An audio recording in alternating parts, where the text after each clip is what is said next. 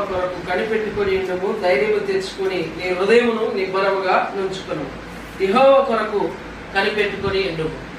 దేవుని కొరకు మనం కనిపెట్టే వారంగా మనం ఉండాలి.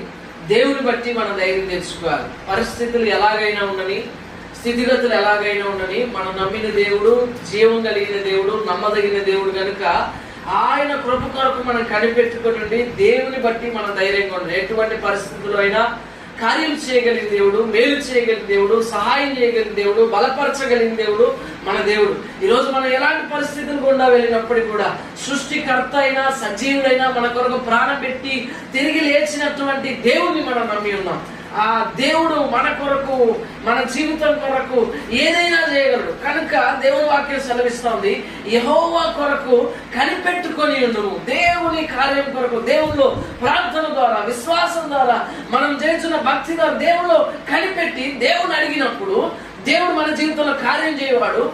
మన నిర్లక్ష్యం చేయొద్దు. ప్రతి విషయంలో కూడా దేవుని బట్టి కనిపెట్టుకొని ఉండి మరి దేవుని కార్యములు చూసే బిడ్డలుగా మనమందరం ఉండాలి.